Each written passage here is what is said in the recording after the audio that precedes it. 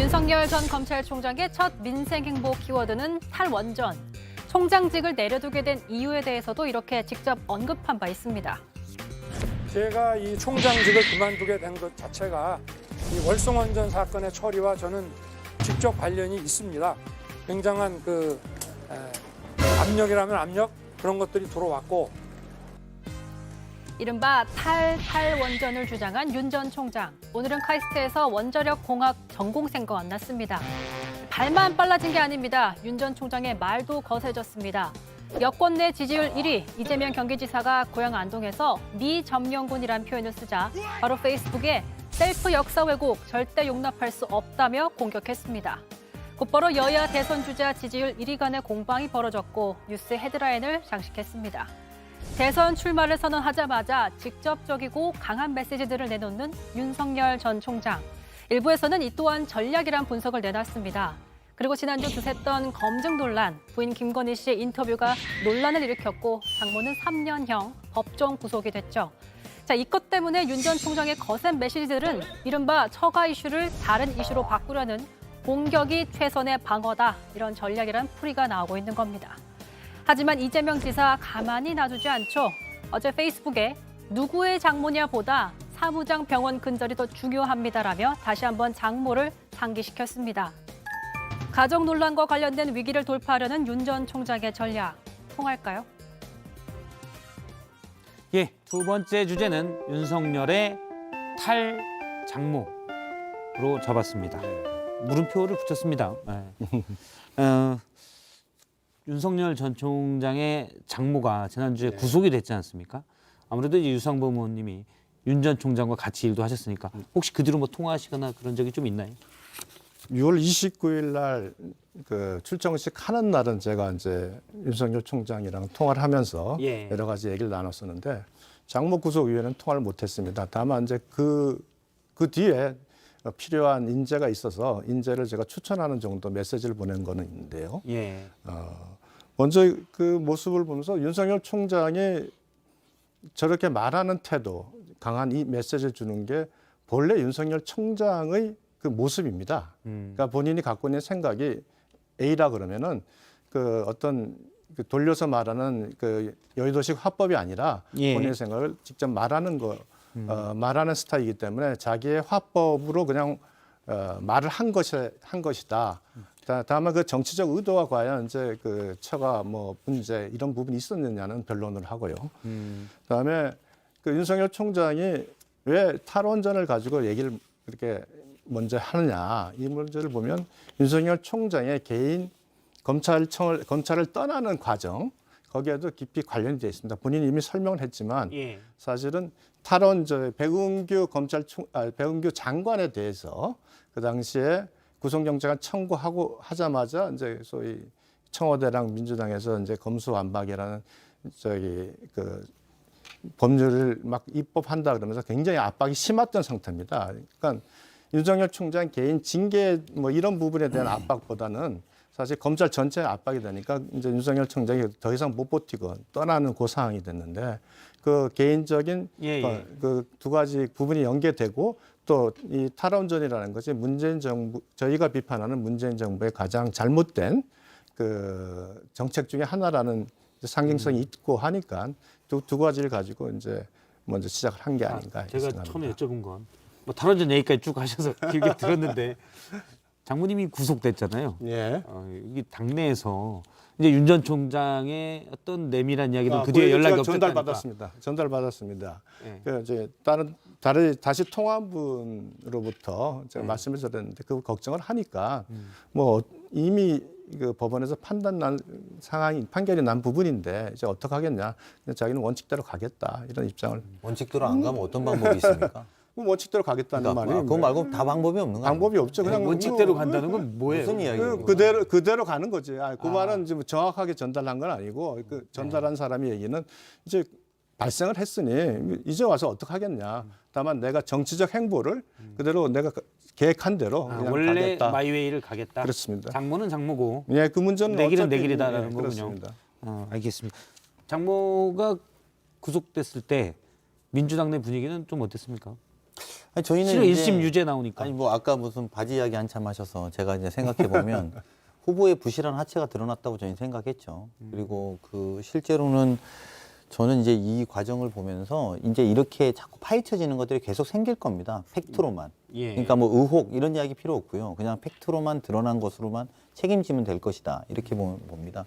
특히 이 문제의 경우는 본인이 검사 시절에는 기소조차 되지 않았던 사건인 것이고요. 그리고 지금에 와서 이제 재판 받고 징역 3년을 받았고 22억 9천만 원에 대해서 이게 어쨌든 예, 부당이익을 편취. 그렇죠, 편취했다는 사기죄가 적용된 거 아닙니까? 그래서 이건 그냥 팩트만 이야기하면 될 것 같습니다. 근데 저는 뭐 팩트를 좀 수정해 드릴게요. 잘못된 팩트인데 검사 시절에 2015년 얘기를 하시는데 그때는 경찰에서 사건을 수사했고 예. 이미 3명을 입건됐지만 당시에는 아예 그 장모는 입건이 안 됐습니다. 네. 그러니까 그 사건과 관련돼서 윤석열 총장이 관여할 소지가 없었고 제가 관여했다고 이야기 안 했고요. 그러니까 물론 그러니까 말씀은 그러니까 네. 뭐 관여를 안 했든 간에 윤석열 총장은 그쪽은 전혀 관계가 없고 예. 두 번째 것은 본인이 이미 뭐 아니 장모가 기소돼 가지고 재판받는 과정에서 총장 자리에 있을 때 아닙니까? 제가 그때. 말씀을 좀 마저 드릴게요. 제가 지금 무슨 관여했다고 말씀 안 드렸잖아요. 그리고 경찰은 우리가 검사가 지휘하지 않습니까? 지휘하는 게 검사인 거고요.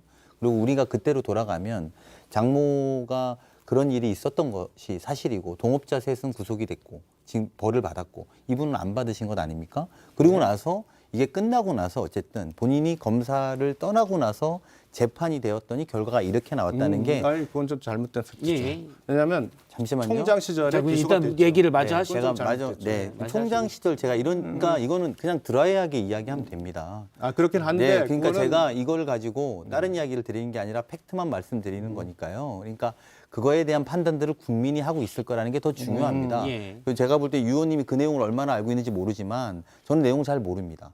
근데 국민의 눈높이로는 그 당시에는 이랬는데 지금은 이렇게 됐기 때문에 아 이건 뭔가 문제가 있었을 수 있다라고 생각할 수 있는 아니, 것이라는 그래서 거고요. 그 부분의 예. 주장에 대해서 제가 그러니까 각각의 팩트를 나열하면 마치 뭔가 말씀대로 뭔가 있을 수 있겠다고 말씀을 하지만 객관적으로 정확히 말씀을 드려죠 국민한테 2015년에는 경찰에서 이미 조사가 해가지고 검찰에 송치한 겁니다. 그러니까 알겠습니다. 예, 그렇게 그 돼 있는 제가- 사건이고 요거는 예. 마찬가지로 윤석열 총장이 총장 시절에 기소가 된 사건이에요. 그만큼 됐던 사건인데 뭔가 있다고 주장한다는 거는 모든 중요한 팩트는 다 빠지고 네, 저는 뭐 다른 얘기가 좀 아니 그건 지나칠 국민들이 거잖아요. 판단할 거라고 봅니다. 어쨌든 이게 뭐 3심까지 갈 테고요. 국민들은 판단을 해야 될 거라고 그래서 봅니다. 국민들이 판단할 때 중요한 부분이 예. 하나 있습니다. 왜냐하면 그 과정에서 윤석열 총장이 정말로 어떤 식으로든 영향을 미쳤느냐 안 미쳤느냐 그 부분이 아니겠습니까? 객관적인 영향을 미쳤다면 그건 법적으로 책임을 져야죠. 그러나 그게 아니라면은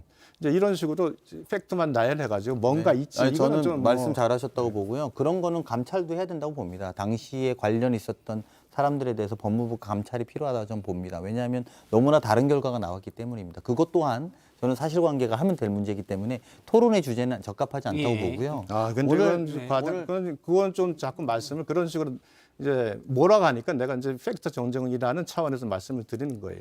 네, 네. 네, 그래서 제가 그러니까 이제- 수사를 받았는데도 불구하고 무혐의가 됐다는 거랑 아예 경찰 단계에서부터 입건조차 안 돼서 송치가 돼서 세 사람만 조사를 받은 거는 다른 문제죠. 그러니까 알겠습니다. 그건 제가- 그렇게 정리를 하자고요. 아니 저하고 정리하실 필요 없고요. 아니, 그러니까 제가 볼 때는 그런 국민적인 의혹을 푸는 게 대통령 후보로서의 자질인 것이죠. 그러니까 그런 의혹들이 생긴다면 이거는 내가 밝혀드릴게요. 그 내부 감찰을 통해서라도 과거와 지금의 차이를 알려주십시오라고 하면 될 문제라는 것이고요. 예. 예. 두 번째는 제가 아까 말씀하셨던 거에 대해서 첫 번째로 탈원전 이슈를 갖고 나온 것을 보고 제가 좀 많이 안타까웠습니다.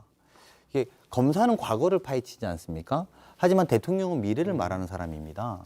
그래서 미래를 말하지 왜 안 왔을까? 그래서 예를 들면 저는 뭐 탈원전에 대한 이야기를 하실 수 있다고 봅니다만 친환경 에너지는 어떻게 하시겠다는 건지, 재생에너지는 어떻게 하시겠다는 건지.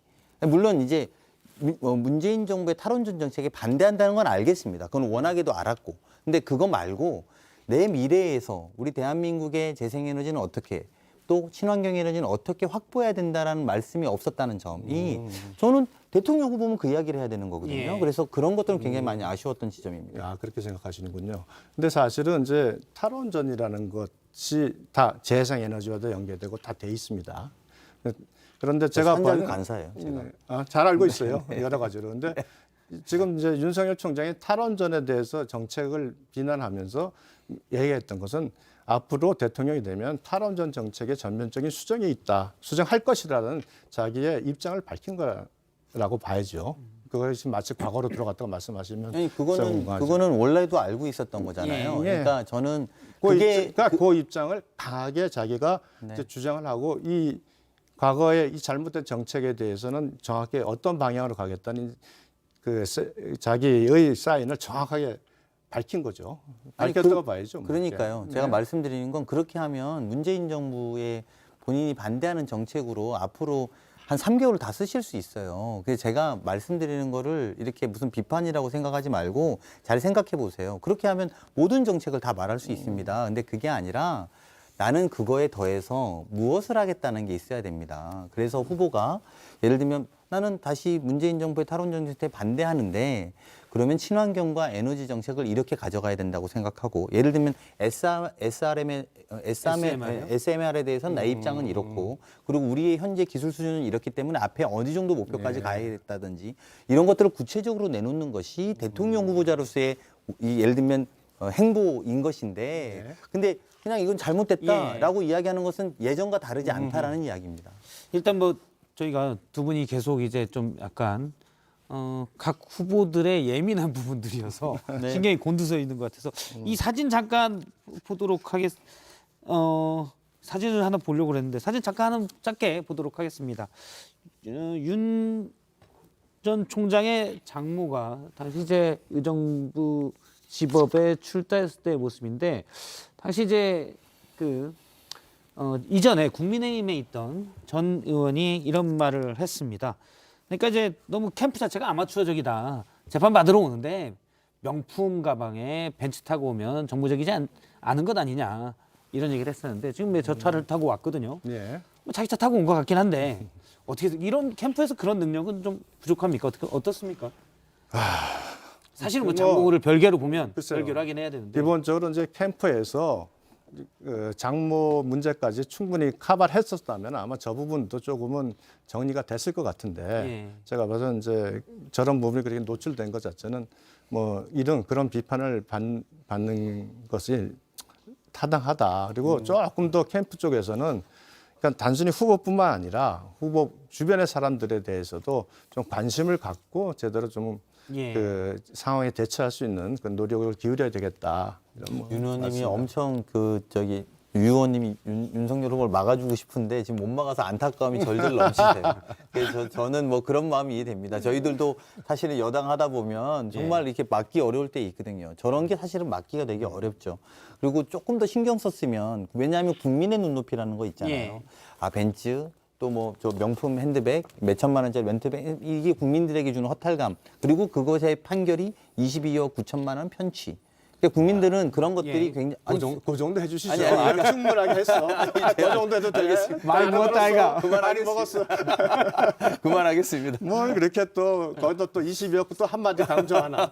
앞서 바지를 너무 강조하셔가지고 양식 의원님이 22억을 계속 강조하겠습니다. 저야 양쪽을 다 이렇게 해야 되기 때문에 적절하게 벤츠 사진도 억지로 좀 넣었습니다. 갑자기 넣어가지고 사람을 그렇게. 아니, 초반에 또 이재명 지사 이쪽이 많아서 적당히 제가 또 무게중심을 맞춰야 되거든요. 아니 그동안은 윤석열로 오랫동안 시간을 보냈지 않습니까? 그때는 뭐 이렇게 좋은 것도 있고 나쁜 것도 있고 그래서 어느 알겠습니다. 쪽이나 1위 주자는 계속 이렇게 되는 것 같아요. 맞습니다. 그건 알겠습니다.